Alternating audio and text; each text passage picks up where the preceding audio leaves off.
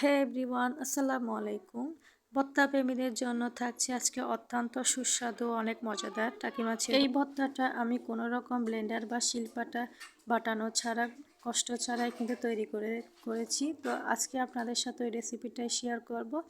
তো রেসিপিটি যদি ভালো লেগে থাকে অবশ্যই লাইক কমেন্ট শেয়ার দিয়ে আমার সাথে থাকবেন। আশা করি ভর্তা প্রেমীদের কাছে আমার এই রেসিপিটা অনেক বেশি ভালো লাগবে।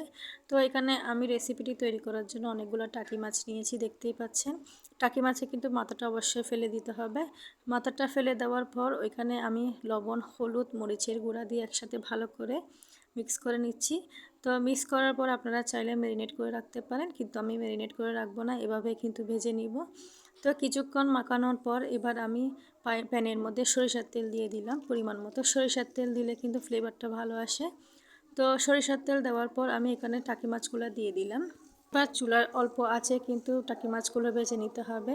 চুলার আঁচটা কিন্তু অবশ্যই কম রাখতে হবে যাতে মাছগুলো পুড়ে না যায়, মাছগুলো যাতে শক্ত হয়ে না যায় ওদিকে একটু খেয়াল রাখতে হবে। এবার আমি 2 মিনিট করে এই পিট করে ভালো করে ভেজে নিব।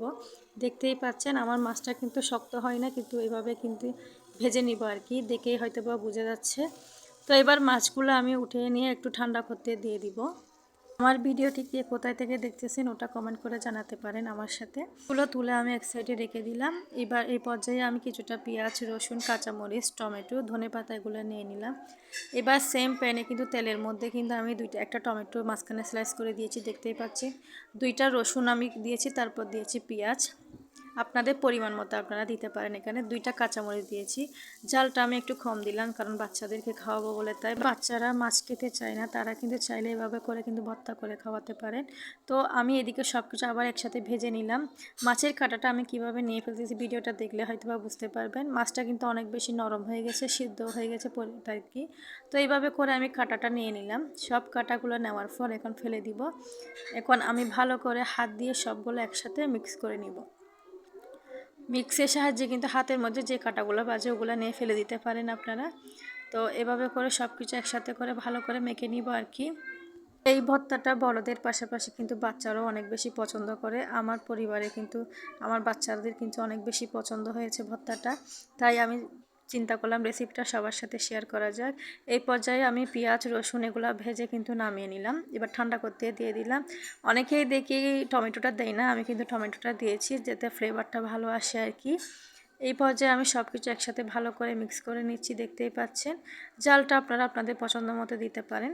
তো এখন আমি সব কিছু একসাথে ভালো করে মেখে নিব। এই পর্যায়ে আপনারা চাইলে শিলপাটা কিংবা ব্লেন্ডারে ব্লেন্ড করে নিতে পারেন। আমার কিন্তু এভাবে ভর্তাটা ভালো লাগে, ওই যে ঝামেলা ছাড়াই আর কি। যাই হোক, এখানে সব কিছু আবার মিক্স করে নিয়ে নিচ্ছি। এই পর্যায়ে লবণটা একটু কম হয়েছিল, তাই লবণ, কাঁচামরিচ আর সরিষার তেল দিয়ে আবারও ভালো করে মিক্স করে নিচ্ছি, কারণ ঝালটা একদমই কম হয়েছে তাই। তো এভাবে করে আমি সব কিছু ভালো করে মিক্স নিয়ে তারপর লবণটা চেক করে নিলাম আবারও। তারপর উপর থেকে কিছুটা ধনেপাতা দিয়ে দিলাম। তো এখন কিন্তু আরও ভালো ফ্লেভার আসবে। এবার ভর্তাটা খাওয়ার জন্য একদম রেডি। গরম গরম ভাতের সাথে কিন্তু এই টাকি মাছের ভর্তাটা অনেক বেশি মজা। আজকে এই পর্যন্তই। আল্লাহ হাফেজ সবাইকে। আসসালামু আলাইকুম।